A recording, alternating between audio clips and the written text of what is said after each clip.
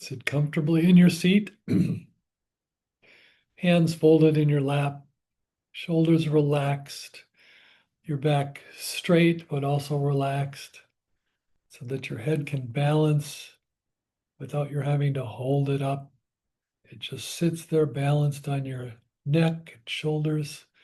Your spine is balanced all the way down to your hips, where you have a good strong base with your hips, your feet on the floor.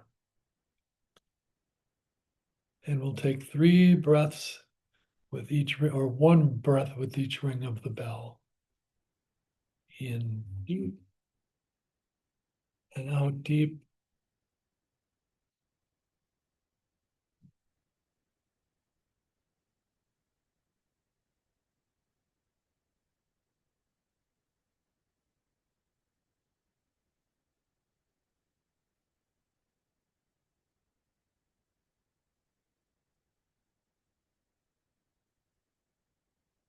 Now that we did that kind of reset with our breathing with the deep breaths, just go ahead and breathe normally and naturally. Just breathing in and breathing out. The difference in this case is bringing your attention to your breathing. Just feeling your belly rise as you breathe in, your belly fall as you breathe out. You feel that momentary pause at the end of the out breath, and then the new breath begins. Belly rises as you breathe in, falls as you breathe out. And you can be aware whether that's a deep breath, a long breath, short breath. Just let your body breathe as it needs to. Continue to be present to that breath, feeling your belly rise as you breathe in and fall as you breathe out.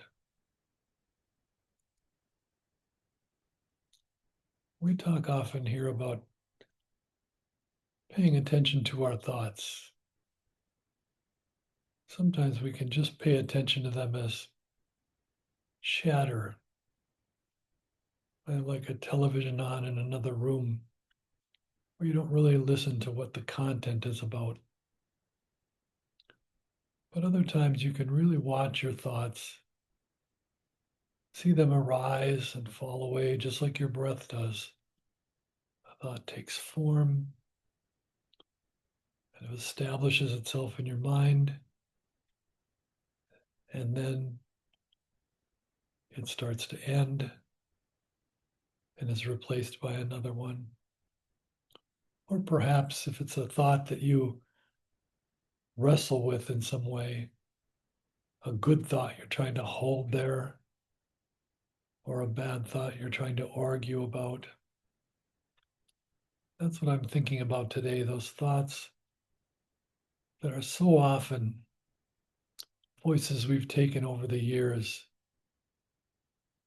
from teachers, parents, bullies at school, those people telling us how there's something wrong with us, how we can't do anything right, how we're not deserving of anything in this life. We've heard that so many times. We take it in and start to believe it so that we don't need someone else to say it to us. When we make a mistake or do something that we feel was embarrassing, say the wrong thing, we talk to ourselves in that voice. You never do anything right. What's wrong with you? Why can't you get it? Start acting right.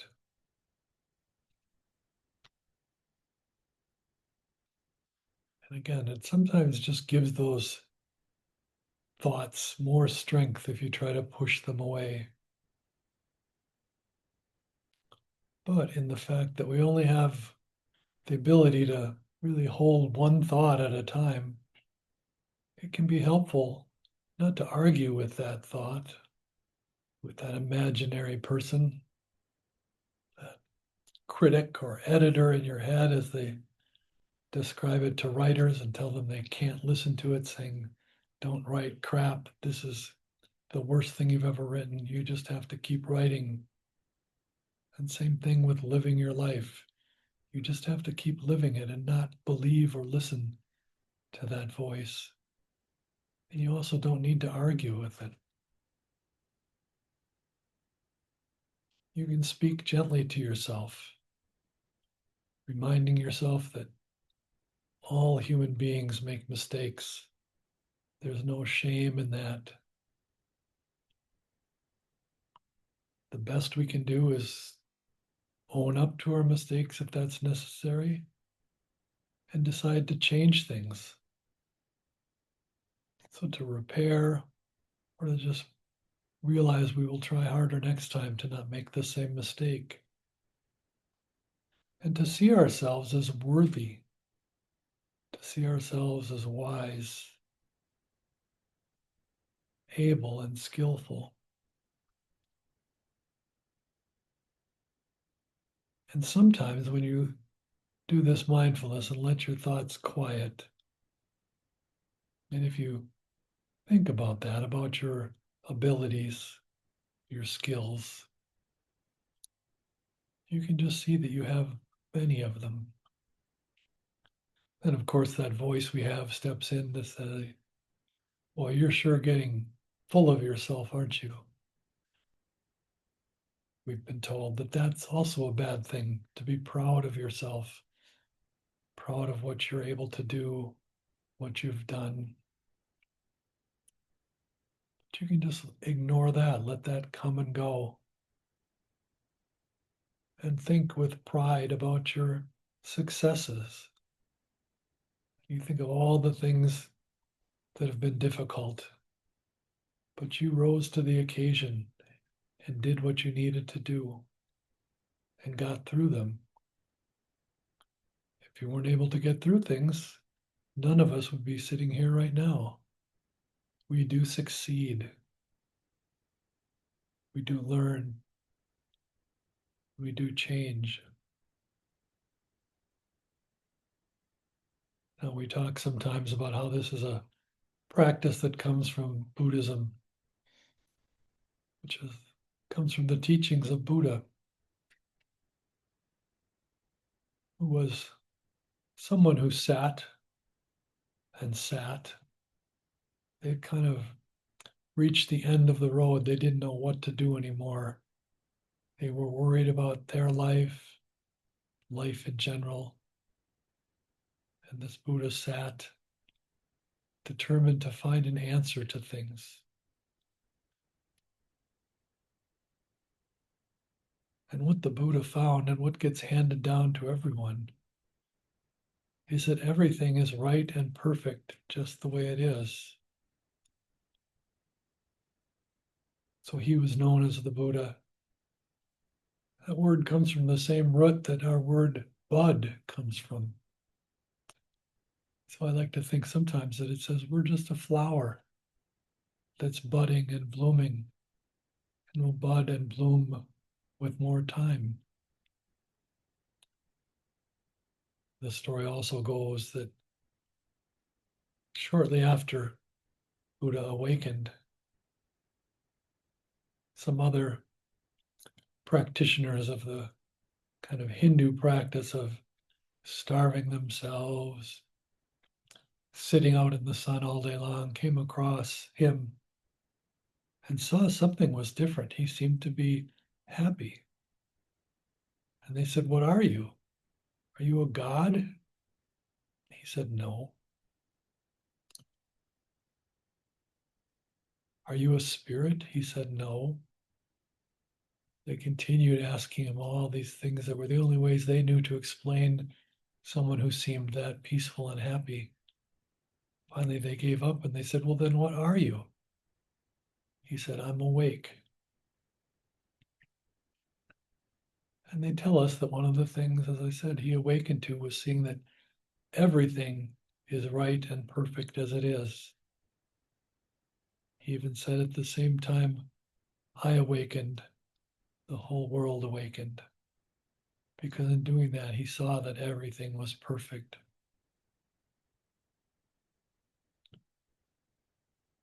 And we're so accustomed to thinking of what's wrong with us, setting up that part of us that's wrong, apart from the part of us that's somehow filled with light, with God, if you choose to think of it that way, or with Buddha, so that we come to think of that fact that we're awakened, that we're part of all things, and that we're right and perfect as we are. That Buddha that we are is something inside of us, like a little pit inside a cherry, and that we have to get through, chew through, or cut through all the things that are negative and wrong with us, and that we'll finally find that tiny little piece of what's right. But that isn't what the teaching was, what the explanation was. It was that there was nothing, or there is nothing in us that isn't perfect and awake. Even if it's illness, sickness.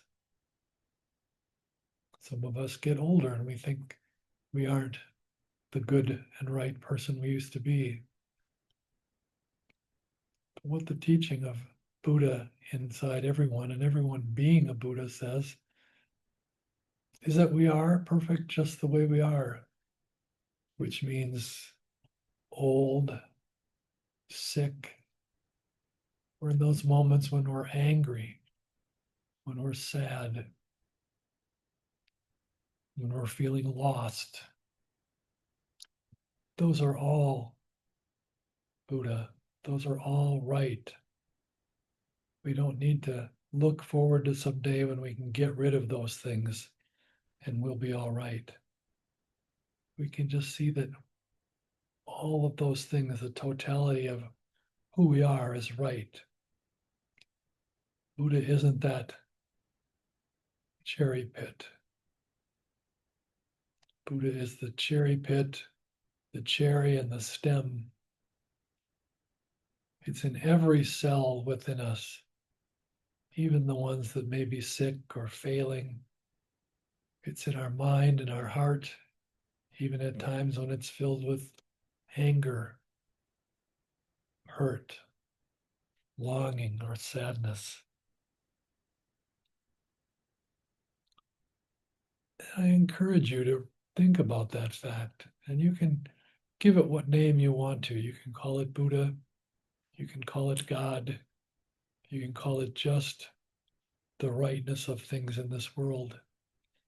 When you begin to berate yourself, you let those voices come up again that you took in long ago.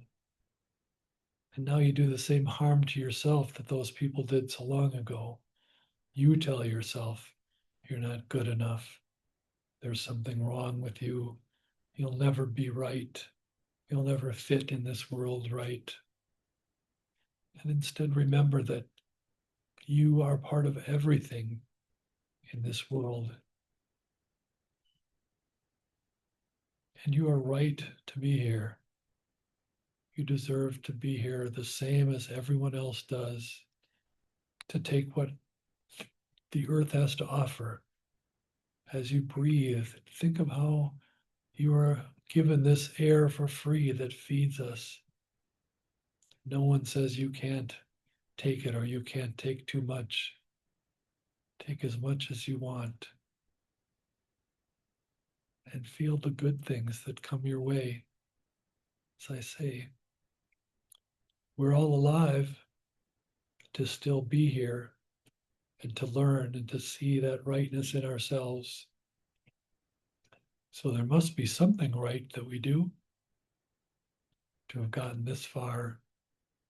And that is that seed that is in everything and in everyone, that will be there no matter what we do. that will be there till the day we take our last breath. And some would say it continues even beyond that. To Christians, that means that God within them returns back to God itself. The Buddhists say you may choose to come back in another life to help others, but you still carry that perfect goodness within you and take it into the next life. So I'd like you to work this week, first of all, to come back to your breath as your belly rises and as it falls, with the awareness that this world has a place for you. It feeds you. It gives you the air to breathe, water to drink. And you are a perfect person who belongs here. And if you're someone who's fairly good at being able to understand others and know that they aren't a terrible person just because they may have gotten frustrated or angry, or because they're struggling and don't have a place to live or don't have food. In the same way you'd have compassion for them, have compassion for yourself. Unfortunately, that voice, we speak to ourselves in ways we'd never speak to anyone else.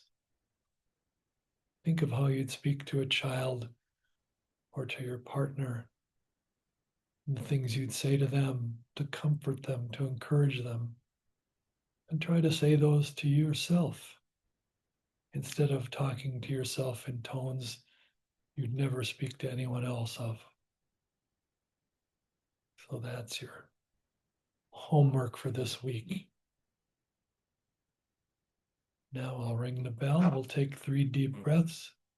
And when you're ready, open your eyes.